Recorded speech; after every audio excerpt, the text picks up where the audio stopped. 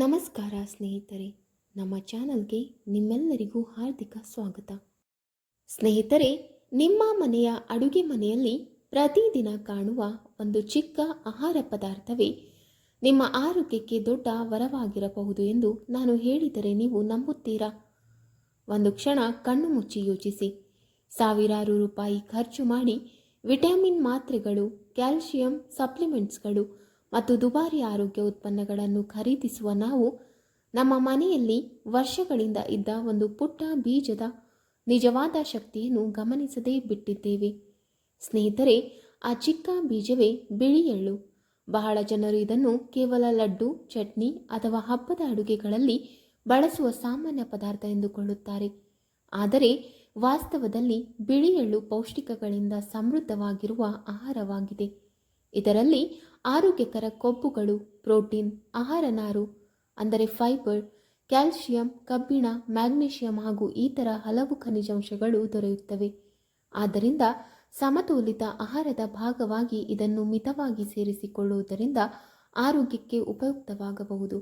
ಆದರೆ ಒಂದು ಪ್ರಶ್ನೆ ನಿಮ್ಮ ಮನಸ್ಸಿನಲ್ಲಿ ಮೂಡಿರಬಹುದು. ಕೇವಲ 7 ದಿನಗಳ ಕಾಲ ಬಿಳಿ ಎಳ್ಳನ್ನು ಆಹಾರದಲ್ಲಿ ಸೇರಿಸಿದರೆ ದೇಹದಲ್ಲಿ ಏನಾದರೂ ಬದಲಾವಣೆ ಕಾಣುತ್ತದೆಯೇ? ಪ್ರತಿದಿನ ಎಷ್ಟು ಪ್ರಮಾಣದಲ್ಲಿ ತಿನ್ನಬೇಕು? ಯಾವ ಸಮಯದಲ್ಲಿ ಸೇವಿಸಿದರೆ ಉತ್ತಮ?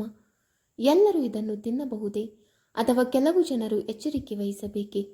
ಇಂತಹ ಪ್ರಶ್ನೆಗಳಿಗೆ ಇಂದು ನಾವು ಸರಳವಾಗಿ ಮತ್ತು ವೈಜ್ಞಾನಿಕ ಮಾಹಿತಿಯ ಆಧಾರದ ಮೇಲೆ ಉತ್ತರ ತಿಳಿದುಕೊಳ್ಳಲಿದ್ದೇವೆ.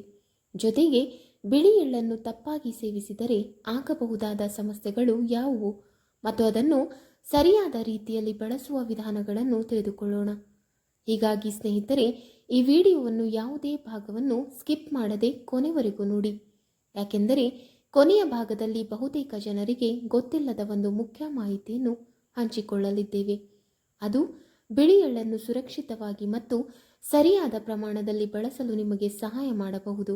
ಹಾಗಿದ್ದರೆ ಇನ್ನು ಹೆಚ್ಚು ಸಮಯ ವ್ಯರ್ಥ ಮಾಡದೆ ಇಂದಿನ ಆಸಕ್ತಿದಾಯಕ ವಿಷಯವನ್ನು ಆರಂಭಿಸೋಣ. ಸ್ನೇಹಿತರೆ, ಬಿಳಿ ಎಳ್ಳನ್ನು ನೀವು ಮೊದಲ ದಿನ ಆಹಾರದಲ್ಲಿ ಸೇರಿಸಿದಾಗಲೇ ದೇಹದೊಳಗೆ ಒಂದು ಆಸಕ್ತಿದಾಯಕ ಪ್ರಕ್ರಿಯೆ ಆರಂಭವಾಗುತ್ತದೆ. ಇದು ಯಾವುದೇ ಮಾಯಾಜಾಲವಲ್ಲ, ದೇಹದ ಸಹಜ ಜೀರ್ಣಕ್ರಿಯೆ ಸಿಗುವ ಪೌಷ್ಟಿಕ ಬೆಂಬಲ. ಬಿಳಿ ಎಳ್ಳಿನಲ್ಲಿ ಉತ್ತಮ ಪ್ರಮಾಣದ ಆಹಾರ ನಾರು ಅಂದರೆ ಡಯಟ್ರಿ ಫೈಬರ್ ಇರುತ್ತದೆ. ಈ ನಾರು ಕರುಳಿನ ಆರೋಗ್ಯವನ್ನು ಬೆಂಬಲಿಸಲು ಸಹಾಯ ಮಾಡುತ್ತದೆ. ಅನೇಕ ಜನರು ಬೆಳಿಗ್ಗೆ ಹೊಟ್ಟೆ ಸರಿಯಾಗಿ ಖಾಲಿಯಾಗದಿರುವುದು, ಗ್ಯಾಸ್, ಹೊಟ್ಟೆ ಉಬ್ಬರ ಅಥವಾ ಅಜೀರ್ಣದ ಸಮಸ್ಯೆಗಳನ್ನು ಅನುಭವಿಸುತ್ತಾರೆ. ಇಂತಹ ಸಂದರ್ಭಗಳಲ್ಲಿ ಸಾಕಷ್ಟು ನೀರು, ಸಮತೋಲಿತ ಆಹಾರ ಮತ್ತು ಎಳ್ಳಿನಂತಹ ನಾರಿನಂಶಯುಕ್ತ ಆಹಾರ ಸಹಾಯಕವಾಗಬಹುದು. ಎಳ್ಳಿನಲ್ಲಿ ಆರೋಗ್ಯಕರ ಕೊಬ್ಬುಗಳು ಮತ್ತು ಸಸ್ಯ ಮೂಲದ ಪ್ರೋಟೀನ್ಗಳು ಇವೆ. ಇವು ಜೀರ್ಣಕ್ರಿಯೆಯನ್ನು ನಿಧಾನವಾಗಿ ಮತ್ತು ಸಮತೋಲನದಿಂದ ನಡೆಯಲು ನೆರವಾಗುತ್ತವೆ.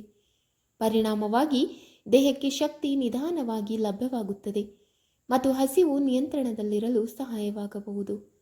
ಒಂದು ಮುಖ್ಯ ವಿಷಯವನ್ನು ನೆನಪಿಡಿ, ಎಳ್ಳು ಔಷಧಿಯಲ್ಲ, ಇದು ಆರೋಗ್ಯಕರ ಆಹಾರದ ಒಂದು ಭಾಗ ಮಾತ್ರ.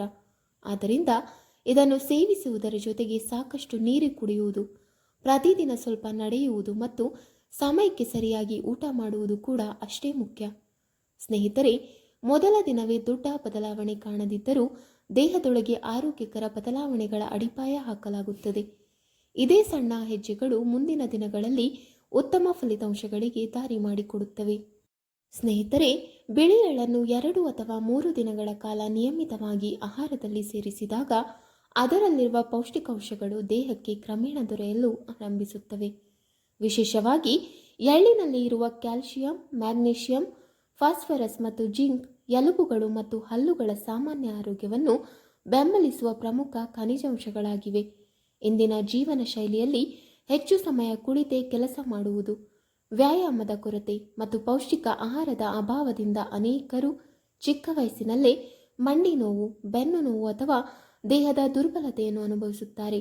ಇಂತಹ ಸಂದರ್ಭಗಳಲ್ಲಿ ಸಮತೋಲಿತ ಆಹಾರದ ಭಾಗವಾಗಿ ಬಿಳಿ ಎಳ್ಳನ್ನು ಸೇರಿಸುವುದು ಉಪಯುಕ್ತವಾಗಬಹುದು. ಇದರ ಜೊತೆಗೆ ಎಳ್ಳಿನಲ್ಲಿ ಇರುವ ಆರೋಗ್ಯಕರ ಕೊಬ್ಬುಗಳು ಮತ್ತು ಸಸ್ಯ ಮೂಲದ ಪ್ರೋಟೀನ್ಗಳು ಸ್ನಾಯುಗಳಿಗೆ ಬೇಕಾದ ಪೋಷಣೆಯನ್ನು ಒದಗಿಸಲು ಸಹಾಯ ಮಾಡುತ್ತವೆ.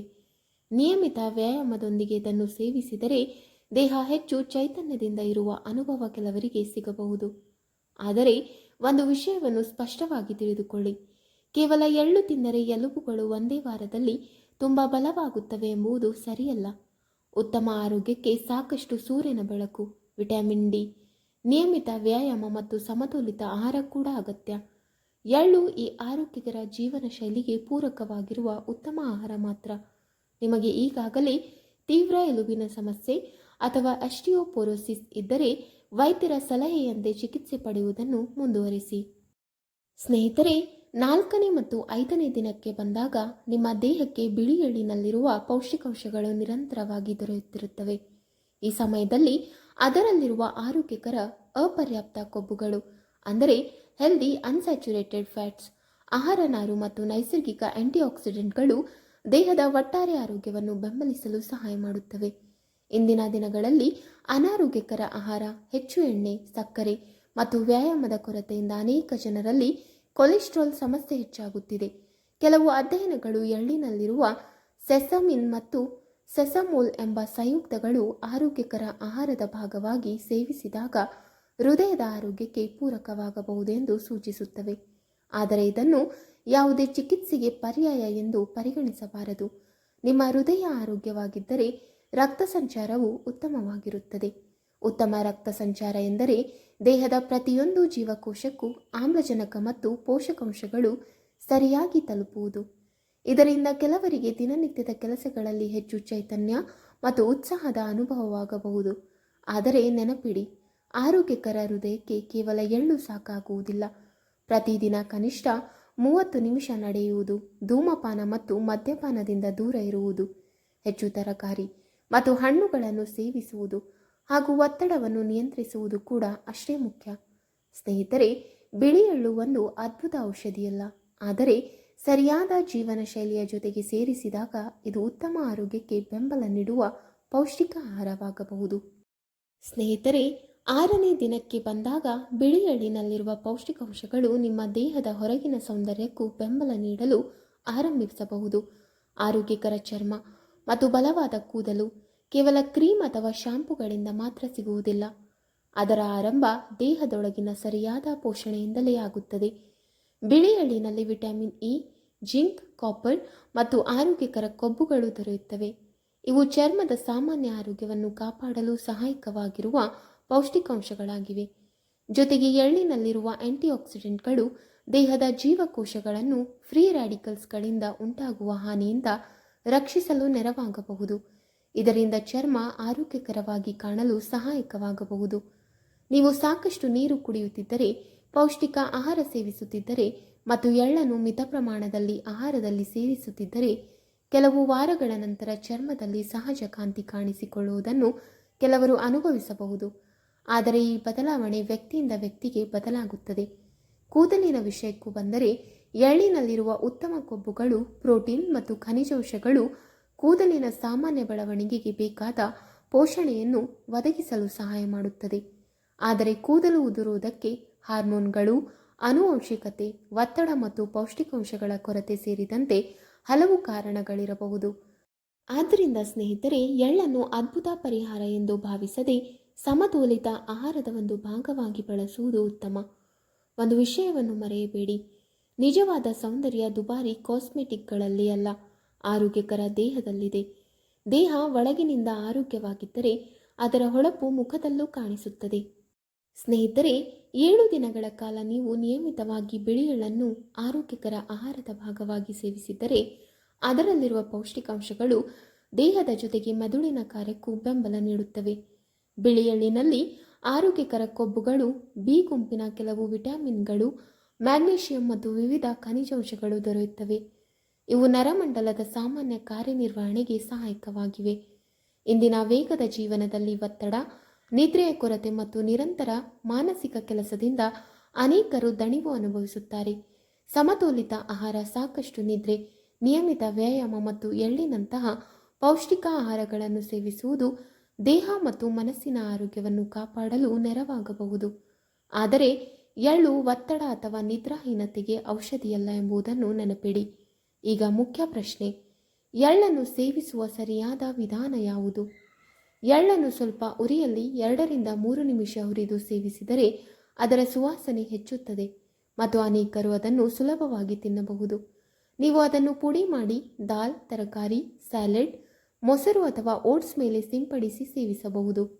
ಸಾಮಾನ್ಯವಾಗಿ ಆರೋಗ್ಯವಂತ ವಯಸ್ಕರಿಗೆ ದಿನಕ್ಕೆ 1 ರಿಂದ 2 ಟೇಬಲ್ ಸ್ಪೂನ್ ಸಾಕಾಗುತ್ತದೆ. ಆದರೆ ಇದು ವ್ಯಕ್ತಿಯ ವಯಸ್ಸು, ಆರೋಗ್ಯ ಮತ್ತು ಆಹಾರದ ಅವಶ್ಯಕತೆಯ ಮೇಲೆ ಅವಲಂಬಿತವಾಗಿರುತ್ತದೆ. ನಿಮಗೆ ಎಳ್ಳಿಗೆ ಅಲರ್ಜಿ ಇದ್ದರೆ ಅಥವಾ ಯಾವುದೇ ವಿಶೇಷ ಆರೋಗ್ಯ ಸಮಸ್ಯೆ ಇದ್ದರೆ ವೈದ್ಯರು ಅಥವಾ ಪೌಷ್ಟಿಕ ತಜ್ಞರ ಸಲಹೆ ಪಡೆಯುವುದು ಉತ್ತಮ.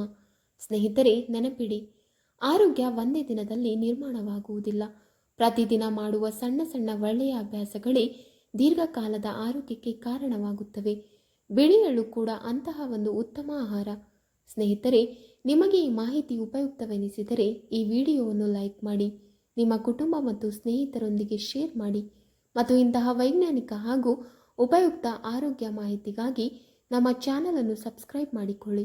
ಮುಂದಿನ ವಿಡಿಯೋದಲ್ಲಿ ಮತ್ತೊಂದು ಅದ್ಭುತ ನೈಸರ್ಗಿಕ ಆಹಾರದ ಆರೋಗ್ಯ ರಹಸ್ಯದೊಂದಿಗೆ ಮತ್ತೆ ಭೇಟಿಯಾಗೋಣ. ಧನ್ಯವಾದಗಳು.